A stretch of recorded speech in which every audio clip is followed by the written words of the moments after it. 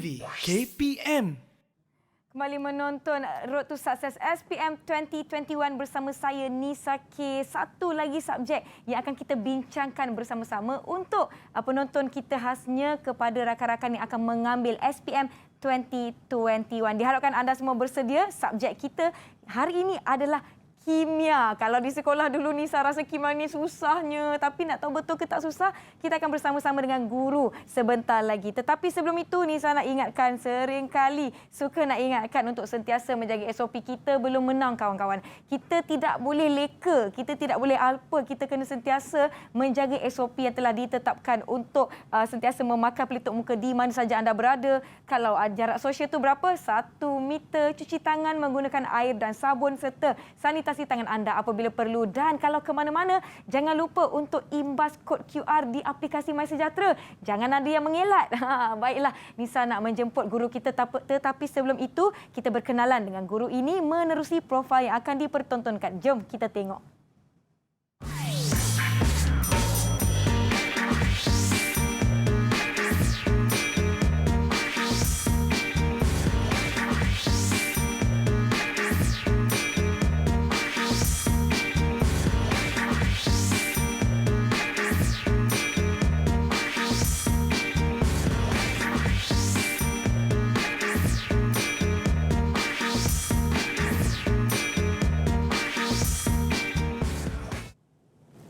Baiklah, kita mempersilakan Cikgu Syarin dari SMK Aminuddin Baki, Kuala Lumpur. Apa khabar Cikgu? Assalamualaikum. Alhamdulillah Nisa. Ya, saya rasa agak teruja. Alhamdulillah. Macam mana Cikgu? Alhamdulillah, hari ini saya juga teruja datang ke studio Didik TV untuk memastikan bahawa chemistry is fun. Chemistry is fun. Kalau saya dulu cikgu buka je buku teks chemistry itu terus macam mengantuk dah kan. Tapi hari ini saya nak ubah persepsi saya bahawa kimia itu susah. Tak susah kan cikgu kan? Tak susah, tak susah. Ada cara. Ada cara. Baiklah cikgu, jom saya nak jemput cikgu ke sini untuk kita sama-sama kita sanitasi tangan kita dulu. Jom cikgu. Kita sanitasi tangan kita mengikut norma baharu dan nak menjaga jarak sosial. Dan apabila anda perlu membuka topeng muka anda, silakan cikgu.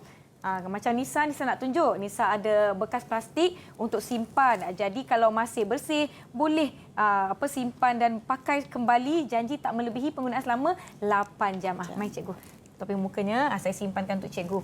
Cikgu, di hadapan kita ni saya nak kongsikan kepada semua yang menonton, kita telah menerima beberapa kad ucapan bersempena dengan Hari Guru yang akan datang. #terima kasih cikgu. Agak kreatif ya rakan-rakan kita. Jom cikgu, boleh tak pilihkan untuk Nisa satu? Nak baca yang mana? Okeylah, sebab tudung saya kuning, saya pilih warna kuning pada hari ini. Warna kuning. Daripada siapa tu agaknya cikgu? Dari adik Nurul Balkis binti Ahmad Subardi dari SMK Bandar Baru Serting. Ya, mari saya bacakan cikgu. Boleh Nisa tolong baca apa hashtag terima kasih kreatif yang menggunakan pelekat dan sebagainya. Wah, di dalamnya ada ucapan. Dia kata, terima kasih cikgu kerana memberi saya ilmu pengetahuan dan mendidik kami dengan baik, dan yang cikgu beri kepada saya. Minta maaf di atas segala yang telah saya buat kesalahan kepada cikgu. #terima kasih cikgu. Terima kasih kepada adik-adik yang berkongsi dengan kami setakat ini. Kad-kad yang ada ni banyak, tapi nanti kita akan baca kemudian lah ya. Terima kasih sekali lagi. Baiklah, Cikgu Syarin, saya nak tanya, apa antara persepsi yang orang selalu beri pada mata pelajaran kimia? Susah kan orang selalu fikir kan? #susah. #susah. Saya betul ke susah tu? Sebenarnya tak betul lah, Nisa. Dan juga mungkin murid-murid di luar sana. Sebenarnya kimia ni adalah satu mata pelajaran yang sangat seronok. Kerana setiap saat, setiap langkah dalam kehidupan kita seharian, ia melibatkan ilmu kimia. Jadi kita kena rasakan ia dekat di hati. Baru dia senang dan menyeronokkan. Jadi itu yang saya tanam pada murid-murid. Jangan ingat kimia masuk makmal, ada formula, kena hafal formula, itu yang jadi susah tu. Jangan mengeluh. Belum mula dah mengeluh, macam mana cikgu kan? Baiklah, saya kira rakan-rakan kita di rumah dan yang akan saya jemput sebentar lagi pun tidak sabar-sabar untuk mulakan pelajaran kita. Saya mempersilakan cikgu ke skrin di sana. Silakan. Terima kasih, Nisa. Saya ingin panggillah rakan-rakan saya. Nampaknya saya tidak berseorangan. Saya nak buat aktiviti ni walaupun secara alam maya kita nak ada kawan-kawan dengan kita. Kita ingin mempersilakan rakan-rakan dari SMK Aminuddin Baki Kuala Lumpur. Hai, selamat pagi. Selamat pagi. Assalamualaikum. Hai semua. Hai semua. Pagi. Masing-masing sudah bersedia ya untuk pelajaran kita pada hari ini. Calon-calon SPM 2021 kita ni. Semuanya pasti kelas pelajar sains tulen cikgu kan yang mengambil mata pelajaran kimia. Jom kita berkenalan siapa Miss SK ni. Siapa namanya? Sila perkenalkan diri. Hello, my name is Shinma Khan. Okay, seterusnya Dennis, silakan. Hai semua, nama saya Dennis Chong. Alright, Farhatul Hanan, silakan. Hello everyone, my name is Farhatul Hanan. Alright, seterusnya Samantha, silakan. Hello, I'm Samantha. Devin, perkenalkan diri. Selamat pagi semua, saya Devin.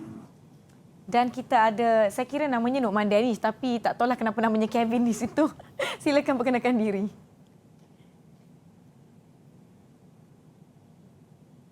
Ya. Baiklah, terima kasih kepada rakan-rakan dari SMK Aminuddin Baki Kuala Lumpur yang di rumah pun sediakan pen dan kertas untuk mengambil input dan ilmu yang akan cikgu sharing kongsikan pada hari ini. Jom cikgu, kita nak mulakan tetapi saya kira saya perlukan rehat sebentar. Saya nak ajak kawan-kawan saya, jomlah kita minum dulu. Saya rasa saya kena bersedia ni untuk kelas kimia kita ni. Semangat. Semangat. Kita akan berehat sebentar, jangan ke mana-mana, kita jumpa selepas ini. Mudik ke hulu mencari pala, kuat ketupat di hari raya.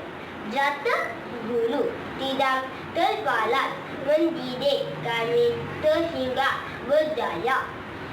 Pergi ke Sabah menanam padi, pulang ke rumah lebar petang. Jatuh hulu sentiasa di hati, akan sentiasa kami kenal. Selamat Hari Guru. Terima kasih cikgu. Didik TV KPM.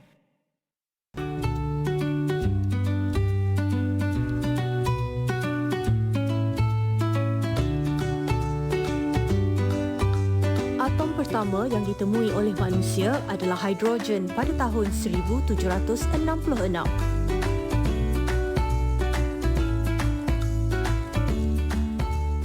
With our current condition right now, I believe everyone is facing a tough time to consistent in studies. But we can go through this if we take actions from now. I hope I can do my very best in SPM to bring smiles on my parents' face as well as myself. Inshallah, everyone will pass their exams with flying colors. There is no lift to success, we should take the stairs.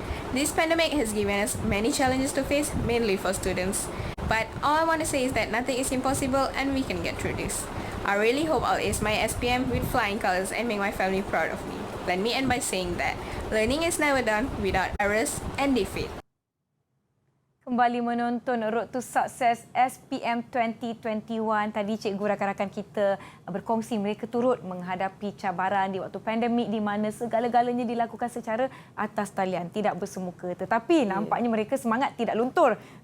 Masing-masing bersemangat, ada cara untuk kekal, orang kata apa, belajar, fokus dan insya-Allah mengambil peperiksaan nanti keputusannya cemerlang. Kita sama-sama doakan. Jom cikgu, kita mulakan pelajaran kita subjek kimia. Silakan cikgu. Terima kasih Nisa.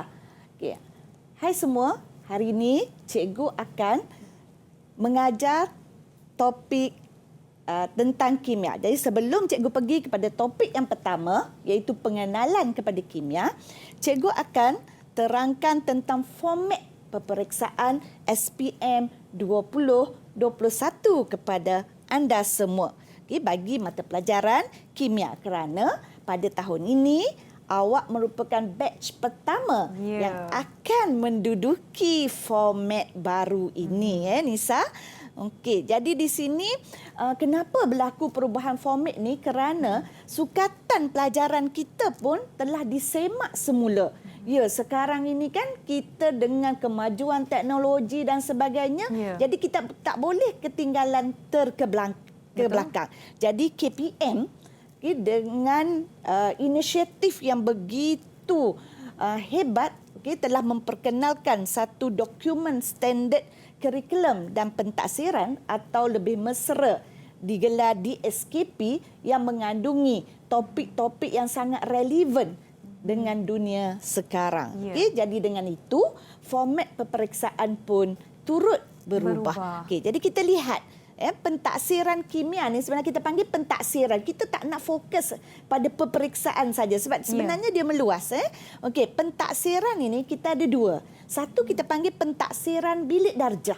Yang mana ni berlaku seiring secara formatif, iaitu seiring semasa PDPC. PDPC itu bersemuka, Nisa. Bila pelajar-pelajar dah datang sekolah. Tapi ekoran daripada pandemik ini kita panggil PDPR. Pembelajaran dan pengajaran di rumah. Jadi atau sumatif. Sumatif tu bila pelajar-pelajar hadir di sekolah, ujian dibuat apabila guru selesai sesuatu tajuk ataupun di akhir penggal, iaitu kita ada peperiksaan pertengahan tahun, kita ada peperiksaan akhir tahun. Pelbagai kaedah guru-guru boleh buat dan saya pasti anak-anak murid saya atau murid-murid lain di luar sana telah mengalami beberapa kaedah untuk pentaksiran ini. Walaupun baru ni atas talian, cuma yang semasa atas talian yang tak boleh dijalankan hanya amali. Sebab pelajar-pelajar tak datang ke sekolah. Tak masuklah ke makmal, tak masuk makmal, Nisa. Tapi excited. Boleh, bukan tak boleh, tetap. Tapi mereka buat di rumah. Dalam subjek saya, kita buat di rumah. Cuma tak gunalah bika ke, tabung uji. Tapi setiap pelajar boleh ditaksir melalui penulisan, cikgu bagi kerja, atau lisan, menjawab soalan secara atas talian, melalui pemerhatian, dan juga pembelajaran berasaskan projek. Jadi kat sini ni yang seronok ni. Masa PDPR baru ni, Nisa. Mereka buat sendiri kat rumah. Dan mereka hantar video pada guru untuk dinilai. Apa yang mereka buat. Jadi kita kata walaupun berada di rumah, tak semestinya projek-projek itu tidak boleh dijalankan. Kemudian kita ada pentaksiran pusat.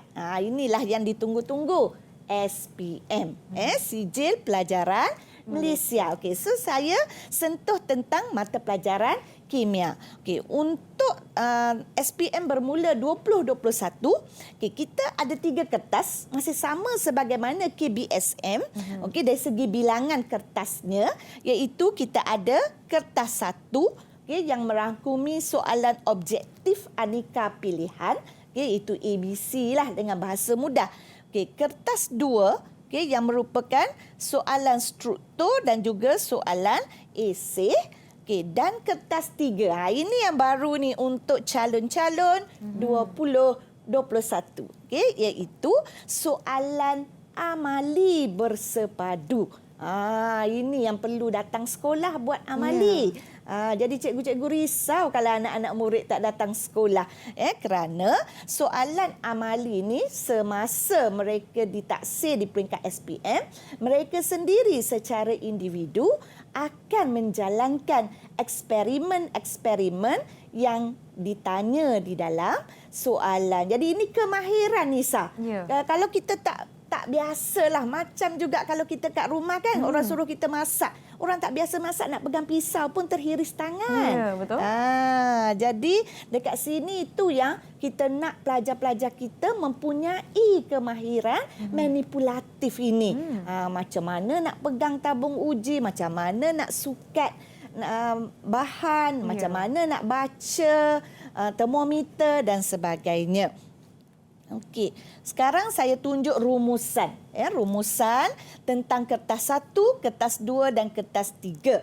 Okey, untuk kertas 1, tadi saya dah sebut jenis itemnya atau jenis soalan ialah objektif aneka pilihan yang merangkumi 40 soalan.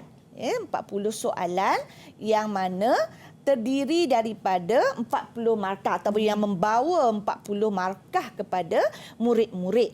Okey, dalam 40 soalan itu ia merangkumi soalan tahap mengingat. Soalan Cikgu tekan balik di situ. Okey, soalan tahap mengingat. Okey, yang mana ingat tu senanglah. Okey, apakah A, apakah B? So mesti target yang ini 15 tu jangan hilang markah untuk mendapat markah yang baik. Okey, kemudian tahap memahami. Okey, untuk tahap memahami pun soalannya bukan soalan yang memerlukan pemikiran yang begitu tinggilah. Jadi 30 markah ini untuk mendapat keputusan kimia yang baik, 30 markah ni pelajar-pelajar tak boleh hilang. Kat sinilah kita kena skor. Itu rahsia dia. Itu rahsia dia. Kalau kita tak ada, ini 10 markah je. 10 markah je. Tapi takkanlah kita hilang 10 markah tu kan. Jadi 8 markah itu adalah soalan mengaplikasi. Jadi dalam kimia, mengaplikasi ini biasanya menjurus kepada sedikit penyiraan. Ada formula-formula tertentu, tapi taklah sesusah formula yang hebat-hebat tu. Tak ada, simple saja. Okey, dan 2 markah saja menganalisis. Menganalisis ni soalan kebat lah biasanya. Yang mana memerlukan murid-murid untuk berfikir dengan lebih mendalam. Tak boleh direct tengok soalan, tak boleh direct terus jawab seperti menjawab soalan mengingat dan memahami. Tapi kena fikir, dia bagi stimulus lain tapi dia tanya benda lain. Itu soalan kertas 1. Masanya adalah 1 jam 15 minit. Sama dengan yang sebelum ini pun. Okey, sekarang kita lihat kertas 2. Okey, soalan kertas 2 ni soalan subjektif berstruktur. Maksudnya soalan subjektif dan anda tulis jawapan di tempat yang disediakan atau di garis yang diberikan. Kemudian kita ada soalan subjektif respons terhad dan soalan subjektif respon terbuka. Ini dengan bahasa biasa yang student selalu guna, soalan esei. Soalan esei ni kena tulis panjanglah, nama lagi esei, tapi jangan takut, bukan macam esei bahasa Melayu. Tak perlu ada pendahuluan, tak perlu ada isi, tak perlu. Cuma boleh dalam bentuk point. Kalau pelajar sekarang ni, cikgu boleh tak saya bagi jawapan dalam point form? Boleh. Janji ayat lengkap. Janganlah tulis, contohlah saya ambil kan soalan kata nyatakan susunan elektron bagi atom A. Dia tahu jawapan 2.8.1. Itu jawapan dia lah. Jadi kat sini dia pun tiba-tiba je tulis 2.8.1. Itu nanti tak tahu apa benda. Jadi kena tulislah. Kena tulislah sikit. Susunan elektron atom A ialah baru jawapan. 2.8.1. Itu soalan esei. Jangan tiba-tiba datang soalan tak tahu. Selalu saya pesan dekat anak murid saya, awak bayangkan bila awak jawab soalan yang nak baca jawapan awak tu bukan cikgu kimia. Mungkin bayangkan, jadi awak bagi jawapan 2.8.1 tu tak apa-apa nombor tu. Jadi itu yang selalu saya ingatkan murid saya. Okey, kemudian dalam kertas 2 ini kita ada 3 bahagian. Yang pertama, bahagian A ada 8 soalan yang membawa 60 markah. Soalan struktur. Okey, manakala bahagian B okey, yang membawa 20 markah. Ada 2 soalan tapi pilih satu sahaja. Okey, kemudian bahagian C, okey, juga membawa 20 markah. Okay, dan ada 1 soalan, bermakna wajib jawablah. Ini perbezaan dengan KBSM. KBSM bahagian C kita ada 2 soalan. Pelajar boleh pilih. Tapi dekat sini untuk KSSM bermula tahun ini bahagian C kita ada 1 soalan saja dan itulah yang wajib dijawab. Okey, kemudian kita lihat konstruk untuk kertas 2. Okey, sama juga macam tadi. Kita ada mengingat 15 markah, kita ada memahami 15 markah. Jadi ini yang cikgu kata tadi soalan mudahlah. Soalan mudah. Jadi itu yang murid-murid kena skor. Jangan biarkan dapat kosong atau salah dekat situ. Okey, kemudian kita ada soalan mengaplikasi. Jadi kalau kita tengok sebahagian besar daripada markah yang diperuntukkan untuk kertas 2 adalah dari mengaplikasi. Sebab kat sini dia menjurus kepada bagaimana kita menggunakan di situasi baru. Okay, kemudian kita ada menganalisis 25 markah, okay, menilai dan mencipta 13 markah. Okay, dalam kimia, mencipta tu bukanlah cikgu perlu kita cipta sesuatu robot ke apa. Tak, jangan takut. Okay, mencipta di sini maksud dia yang paling senang. Sebab kita nak jawab soalan kan. Kita lukis. Lukis susunan radas, cadangan. Itu jensa. Bukanlah, janganlah takut. Alamak, apa yang nak dicipta ni? Okay. So, masa untuk menjawab kertas 2 ialah 2 jam 30 minit. So, itu kertas 2. Okey, kita tengok kertas 3, ujian amali. Ujian amali ni, masa dia dekat sini, kalau tengok, cikgu tengok tunjuk kat bawah, ialah 40 minit campur 5 minit bagi setiap item. Maksud dia 45 minit lah bagi setiap soalan. Okey, kita panggil ujian amali ni adalah ujian amali bersepadu. Okey, bersepadu tu macam mana? Dia menggabungkan, kita ada 3 soalan, 3 item, tapi dia menggabungkan 3 subjek sains tulis, iaitu fizik, kimia dan biologi. Itu beza dia. Kalau dulu zaman saya dulu Nisa, mungkin Nisa tak sempatlah menduduki amali. Masa Nisa SPM saya ada SPM amali tahun 2008 cikgu. Muda lagi tu. Jadi tak ada amali ni, masa tu tak ada. Kita ganti dengan kertas 3 secara teori. Tapi zaman cikgu dulu ada. Kita menduduki, tapi setiap subjek ada 2 soalan. Jadi hari ni kimia, esok fizik, esok satu lagi bio. So 3 hari. Tapi kali ni format baru, ketiga-tiga ni kita gabung jadi dalam satu kertas exam, satu kertas peperiksaan. Maksud dia 1 hari je lah. Jadi ada 3 soalan. Tapi jangan risau. Mungkin macam Shima, Nu'man, mereka hanya ambil fizik dan kimia sahaja. Mereka tak ambil biologi. Jadi mereka perlu menjawab 2 soalan sajalah. Jangan risau, jangan pula saya tak ambil biologi. Macam tu tak payah jawab. Kita tak perlu jawab. Kita hanya menjawab mengikut subjek yang kita daftar sahaja di peringkat SPM. Okey. Setiap soalan itu memberi kita 15 markah. Okey, dan dia akan tanya kita tentang kemahiran proses sains. Nanti di akhir ni nanti cikgu akan terangkan apa itu kemahiran proses sains yang akan ditanya. Okay, tapi secara keseluruhannya, kertas 3 inilah yang boleh membantu kita untuk mendapat markah. Saya kira setakat ini rakan-rakan masih okey masih mengikuti memahami. Thumbs up. Bagi Nisa thumbs up, boleh? Okey. Semua masih mengikuti dan mereka saya rasa telah memahami format baharu kertas peperiksaan kimia SPM 2021.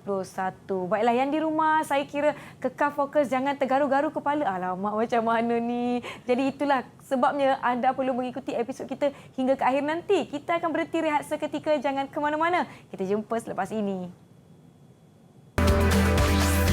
Didik TV KPM.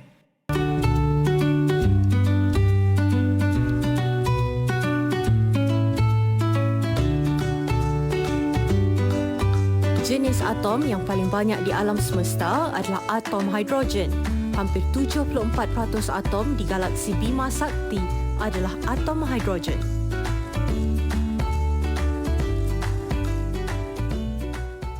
Kembali menonton Road to Success SPM 2021 masih bersama saya Nisa, Cikgu Syarin dan juga rakan-rakan dari SMK Aminuddin Baki Kuala Lumpur. Baiklah Cikgu, jom kita teruskan. Tadi Cikgu dah menjelaskan format baharu peperiksaan. Sekarang ni kita ada soalan. Alamak, soalan. Silakan Cikgu. Okey, terima kasih Nisa. Okey, sekarang cikgu nak tunjukkan contoh soalan objektif. Yeah. Okey, kenapa sebenarnya walaupun semua kata cikgu objektif biasa je kan, ABC, ABCD, cuma dalam kimia bermula pada SPM 2021 kita juga hanya ada 3 pilihan jawapan. Bukan wajib ABCD. Sebabnya ada beberapa soalan yang memang tak boleh nak buat jawapan D. Dia tak ada. Dia ada 3 choice sahaja. Jadi kita dibenarkan. Tapi tak boleh. Maksud dia ni pesanan pada cikgu lah kan. Tak boleh suka-suka hati. Malaslah nak cari satu lagi jawapan. Tak. Dia hanya untuk topik-topik yang mungkin mempunyai 3 jawapan sahaja. Contoh dia keadaan bahan kan. Keadaan fizikal. Kita ada pepejal, kita ada cecair dan kita ada gas. Gas. Okey, so jadi D tu tak ada. Ya. Of course kalau saya letak kat situ contoh jawapan D ialah kayu. Mesti pelajar dah tahu dah jawapan D tu bukan jawapannya. Confirm jadi pada masa tu kita dibenarkan ada ABC sahaja. Okey, contoh soalan ni. Okey, antara berikut yang manakah formula struktur bagi suatu asid karboksilik? Asid karboksilik. Okey. Ada nak jawab tak? Siapa tahu? Cikgu, Silakan Dennis. adakah jawapan dia B? Okey, bagus. Devin ke Dennis? Dennis. Devin dengan Dennis tu kembar. Oh ya ke? Ya. Kenapa saya tak perasan ni? Bagus. Betul, jawapannya adalah B. Dennis. Cikgu selalu bertukar tu. Devin ke Dennis? Okey. So itu contoh soalan objektif. Okey, sekarang ni cikgu tunjukkan contoh soalan respon terhad. Soalan esei bahagian B. Okey, yang mana murid-murid perlu memilih satu dari soalan tadi. Okey, cikgu ambil contoh dari topik asid, base dan garam. Okey, Rajah menunjukkan gas HA. Jadi gas yang tak diketahui lah namanya dialirkan ke dalam 2 bikar yang masing-masing mempunyai propanon. So ini keyword yang perlu kita faham. Dan air untuk mengkaji sifat asid. So bila murid-murid membaca soalan, kita mesti tahu apa konsep yang nak diuji di sini. Jadi konsep yang nak diuji di sini ialah peranan air dalam menentukan sifat asid. So pelajar-pelajar dia dah belajar dah tentang peranan air. Okey, apa soalan tanya? Berdasarkan Rajah, bandingkan. Kata kunci lagi tu. Kata kunci tu. Pemerhatian dalam bikar P dan bikar Q.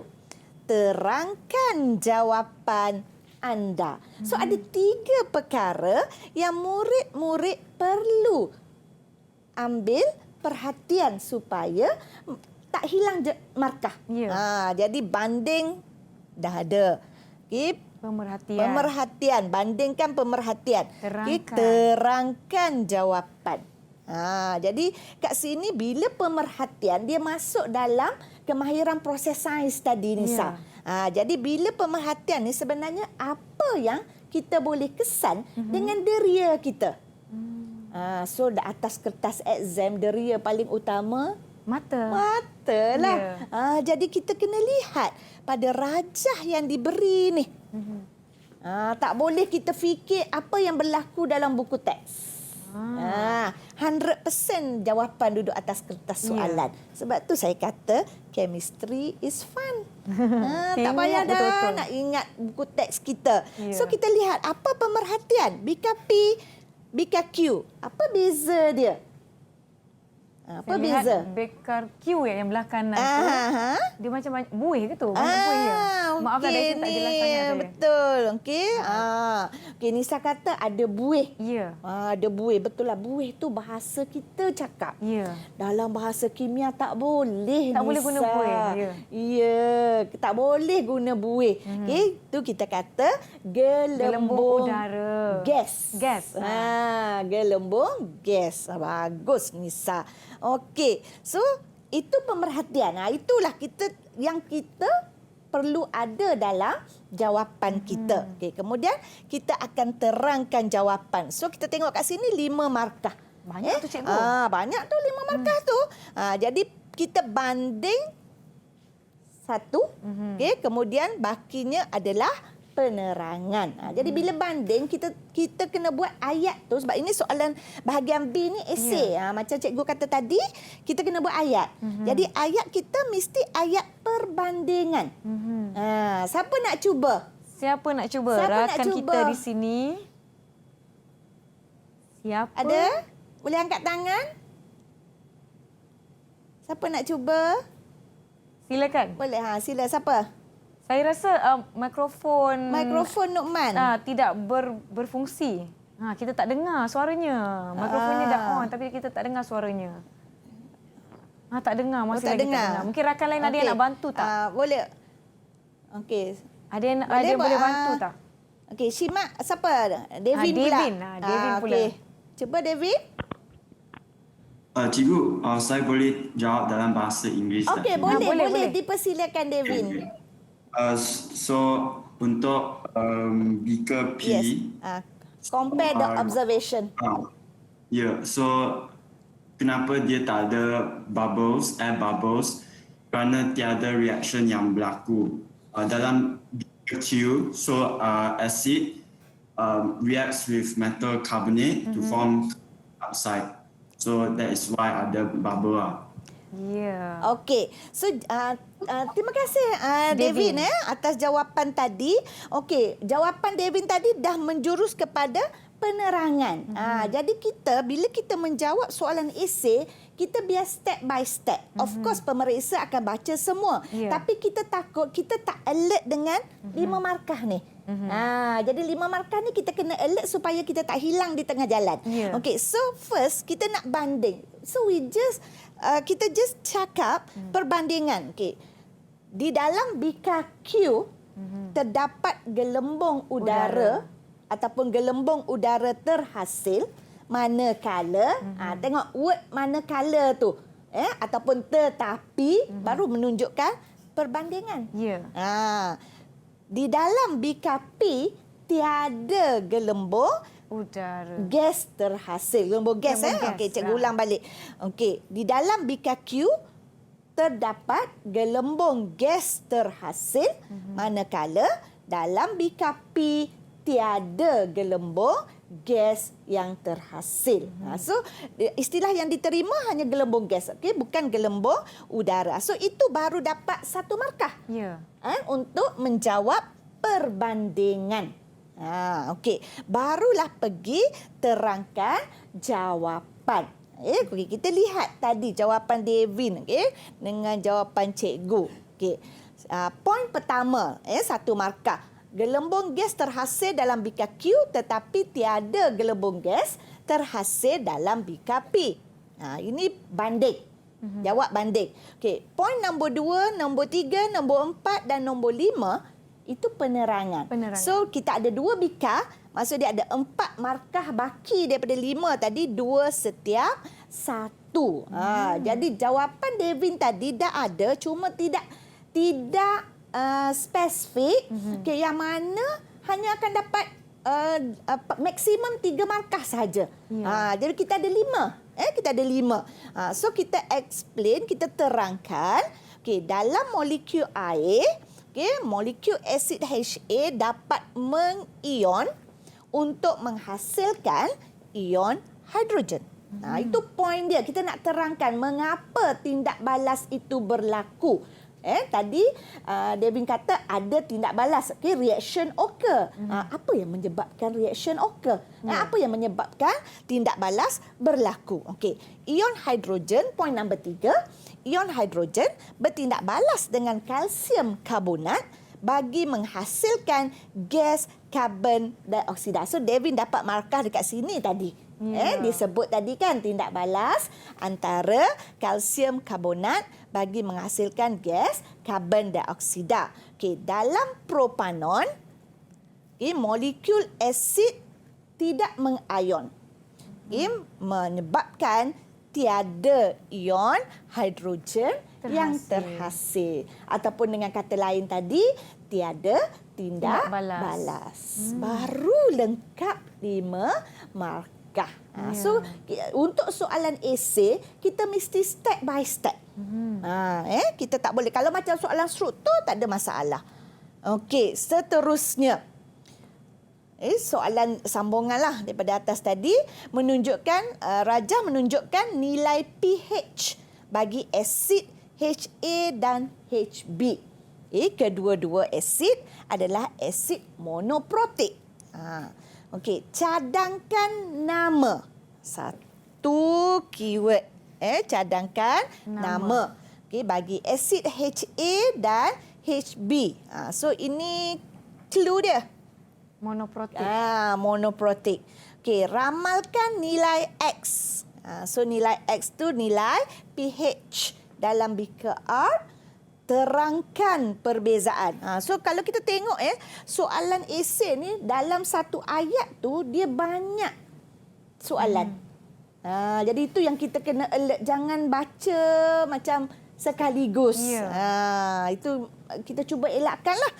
Terangkan perbezaan antara kedua-dua asid dalam beaker R dan beaker S. Okey.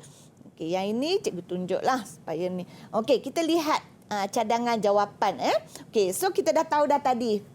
Soalan dah mengatakan bahawa ini adalah asid monoprotik. Jadi kita bagi nama mana-mana asid monoprotik yang kita tahu. Okey, apa yang menyebabkan kita jawab asid HA ialah asid hidroklorik.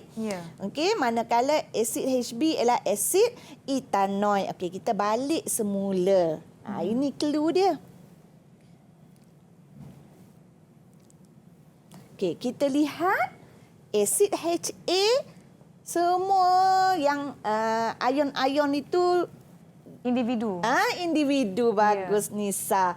Okey, manakala asid HB ada lagi yang masih bergabung antara satu sama lain. Jadi pelajar-pelajar dia dah belajar dah tentang konsep penguraian atau penceraian molekul asid di dalam air. Jadi asid yang terurai sepenuhnya dengan asid yang terurai separa. Jadi itu sebablah dia boleh memberi 2 jawapan ini. Tapi jawapan lain dia boleh bagi juga yang berkaitan. Cuma asid HA tu dia tak boleh bagi jawapan asid sulfurik. Sebab asid sulfurik bukan asid monoprotik. Good. Masih ingat lagi. Okey. Jadi setakat ini rakan-rakan telah didedahkan macam mana nak mendapatkan jawapan tu supaya tidak kehilangan markah. Kalau esei 5 markah boleh dilakukan dalam point form tapi ayat lengkap cikgu ya. Setakat ni masing-masing okey, masing-masing faham ya. Okey, Dennis angkat tangan terus semua. Thumbs up. Masih mengikuti dengan baik. Kita akan pergi ke soalan seterusnya yang berkaitan dengan rangsangan yang telah diberikan sebentar tadi. Tetapi sebelum itu cikgu, kita berhenti rehat seketika. Jangan ke mana-mana, kita kembali selepas ini. Didik TV KPM. Didik TV KPM. Kembali menonton Road to Success SPM 2021. Maaflah tadi Nisa tengah tengok segala nota-nota yang telah Nisa catatkan. Yang di rumah macam mana? Catat tak nota macam mana Nisa buat ni supaya anda tahu bagaimana nak menjawab dan mendapatkan markah. Tidak hilang markah Cikgu ya? Ya, tak hilang markah. Chemistry is fun. Jom Cikgu kita teruskan. Okey, kita sambung soalan sebentar tadi. Okey, soalan seterusnya. 50 cm padu asid HB dalam bikar S ditambah dengan 20 cm padu air. Okey, soalannya nyatakan nama bagi proses yang terlibat dan terangkan. Tengok, soalan esei ni dia banyak penerangan. Jadi bukan kalau soalan struktur je namakan habis. Okey, so cadangan jawapan sebab dia 3 markah, maka ada 3 poin. 3 poin. So nama proses itu pencairan. 1 markah dapat. Okey, nilai pH tidak berubah. Sebab selalu orang ingat bila cair pH-nya akan berubah. Tapi tak yang berubah. Nilai pH tak berubah. Yang berubah okey kat situ cuma dia berubah dari segi kemolarannya ataupun kepekatannya. Samalah kalau contoh saya ambil analogi yang paling senang bila saya mengajar topik ni, saya kata awak buat air. Segelas air, lepas tu air tu manis. Nah, manislah. Okey, apa kita buat? Tambah air. Tambah air. Kita tak buang gula dah kan Nisa? Tak buang. Gula tetap dalam tu. Ya. Jadi kita tambah air sahaja. Jadi dalam kimia, bahan yang larut itu kuantitinya kita nilai sebagai bilangan mol. Jadi sebab tu dia tak berubah. Tetap kalau kita masuk tadi 2 sudu teh, tetap dalam cawan kita tadi 2 sudu teh. Tu konsep dia. Jadi sebenarnya supaya pelajar tu rasa chemistry is fun tadi, saya suka menggunakan analogi.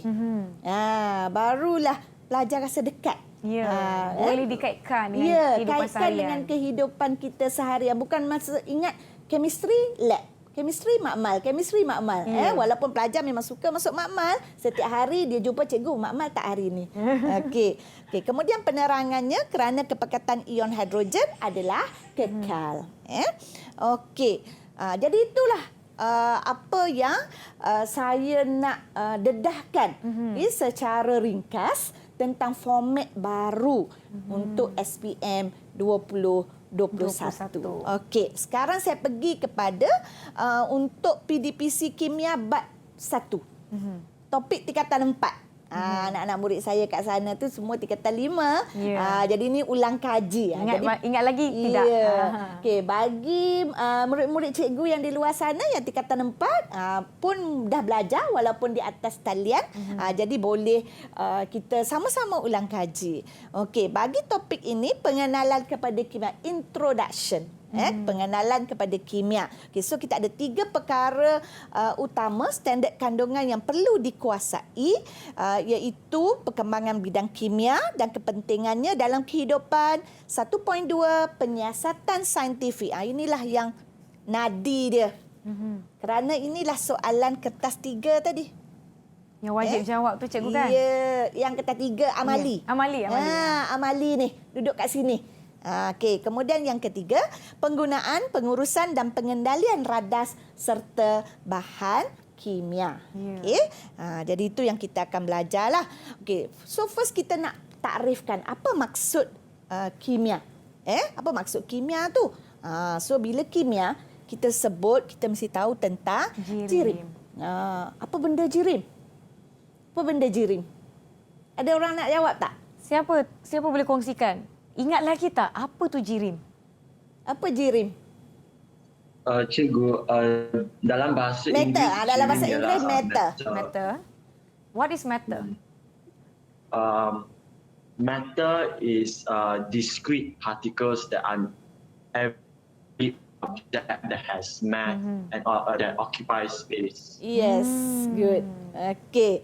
Thank you, Dennis. Okay, Okey, cikgu translate kepada BM lah. Sebenarnya mereka ni memang kelas semua di SMK Aminuddin Baki.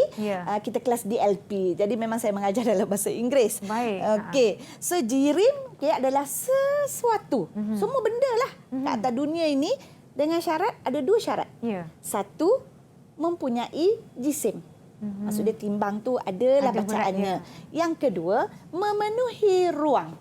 Maksud dia ada ruang. Tapi cikgu, udara jirim ke? Udara ada kat mana-mana. So itu adalah jirim. So kimia ni kita nak kaji tentang jirim. Jadi secara automatiknya kita nak kaji tentang semua benda yang ada di dunia ni lah. Sebab tu saya kata kimia tu sangat rapat dengan kehidupan kita. Kita nak kaji tentang apa? Perubahan keadaan dia.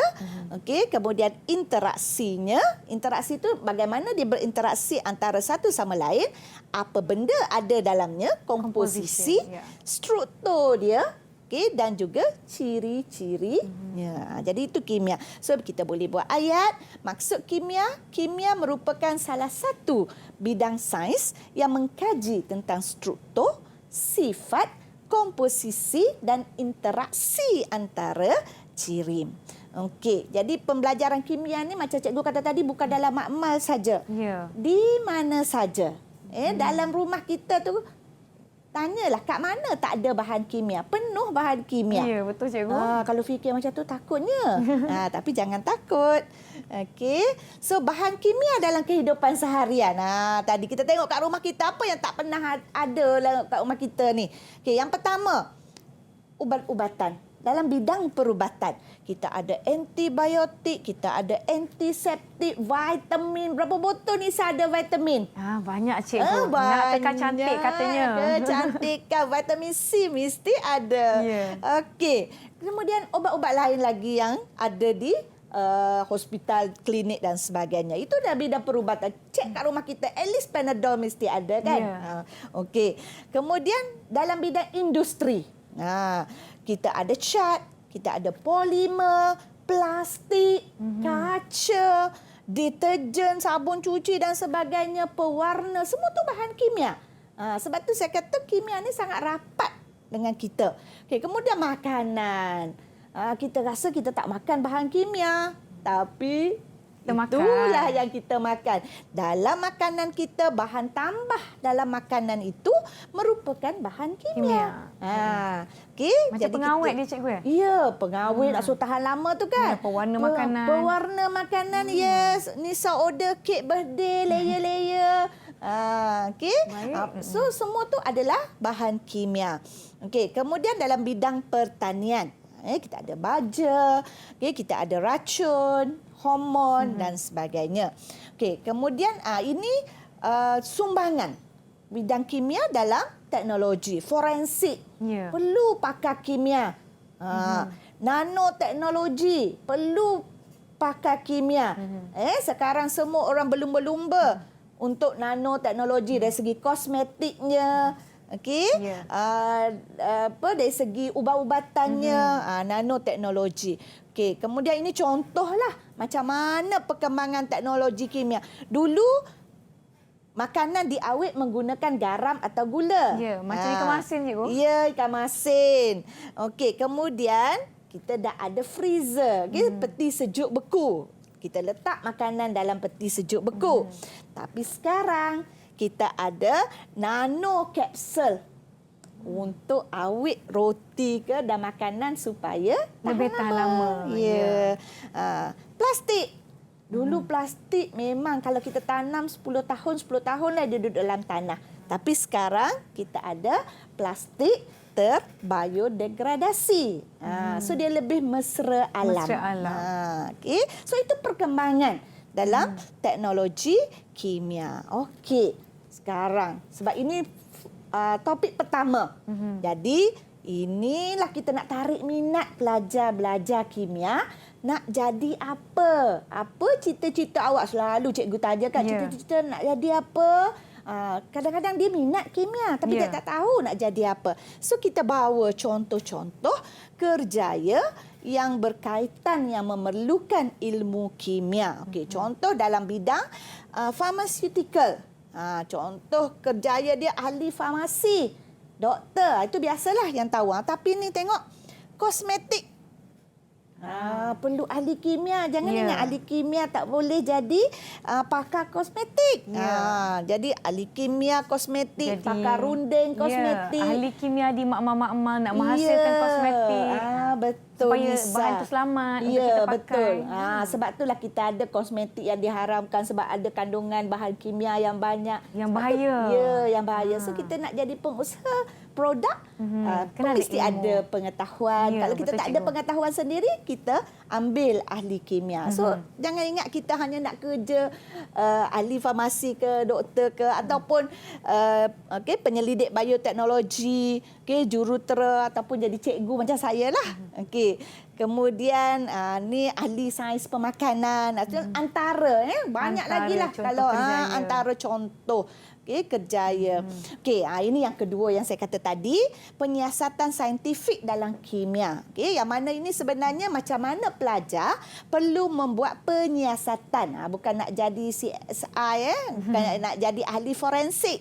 Tapi semua eksperimen kita yang kita buat di dalam makmal perlu mengikut langkah yang sistematik. Apa langkah sistematiknya? Kaedah saintifik lah satu kaedah sistematik. Macam tadilah jawab soalan pun sistematik, belajar pun mesti sistematik. So kita tengok langkah. Bila sistematik tu maksud dia ada langkah. Ada langkah-langkah. Ada proses dia, cikgu. Ada proses dia. So ini proses dia. Apabila kita nak menjalankan eksperimen atau kita nak menyiasat sesuatu, kita bermula dengan pemerhatian. Kita lihat kenapa ini berlaku, kenapa mesti ada persoalan. Ada persoalan. Kemudian baru kita membuat inference. Inference tu macam kita teka lah. Kita teka awal. Mungkin betul, mungkin tak. Betul. Barulah kita kena pasti masalah, untuk membuat hipotesis ramalan. Hipotesis tu ramalan. Kemudian kita kena pasti pemboleh ubah, mengawal pemboleh ubah, baru kita rancang eksperimen dan menjalankan eksperimen. Bila kita menjalankan eksperimen, kita dapat kumpul data, tafsir data, membuat kesimpulan. Dan akhir sekali tulislah supaya kita dapat kongsi dengan orang lain. Baik, Cikgu Syarin. Setakat ini saya kira rakan-rakan kita telah pun didedahkan dengan apa itu kertas peperiksaan kimia mengikut format baru SPM 2021 yang di rumah pun diharapkan mendapatkan input sepanjang kita bersiaran. Kita telah tiba di akhir rancangan, Cikgu. Banyak saya kira yang Cikgu nak kongsikan tetapi waktu sangat-sangat cemburu dengan kita. Rakan-rakan pun terima kasih kerana bersama-sama dengan kami. Mungkin Cikgu boleh membuat sedikit rumusan yang padat untuk pelajar kita pada hari ini. Seterusnya dalam makmal kita mesti tahu yang ini. Saya rasa semua pelajar dah tahulah makmal merupakan tempat yang agak berbahaya. Jadi kita tahulah ni dia punya simbol-simbol ini. Begitu juga dengan keselamatan. Keselamatan diri. Jadi dekat sini semua peralatan ni berada di dalam makmal. Kita boleh lihat. So sekarang semua ni lah yang ada di dalam makmal. So pelajar ini bagaimana cara kita nak melupuskan dan seterusnya. Ini pengurusan. Jika termometer patah, jangan simpan, jangan senyap-senyap je takut cikgu marah. Kena bagi tahu.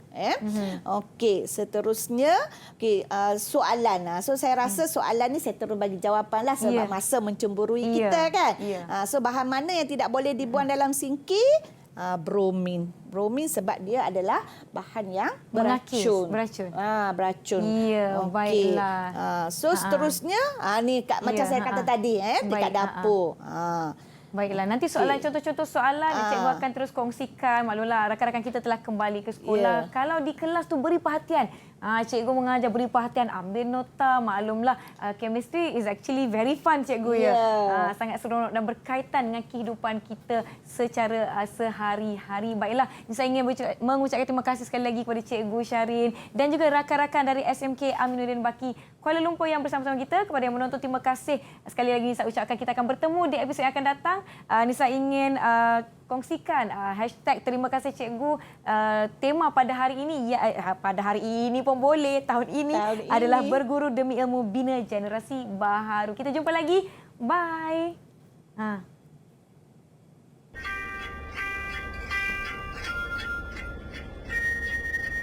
送给你小星星，送你花一朵，你在我生命中太多的感动，你是我的天使，一路指引我，无论岁月变幻，爱你唱唱歌，听我说谢谢你，因为有你温暖的四季。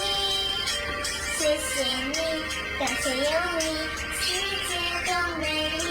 我要谢谢你，因为有你，爱常在心底。谢谢你，感谢有你，把幸福传递。Terima kasih cikgu. Thank you teacher. I love you.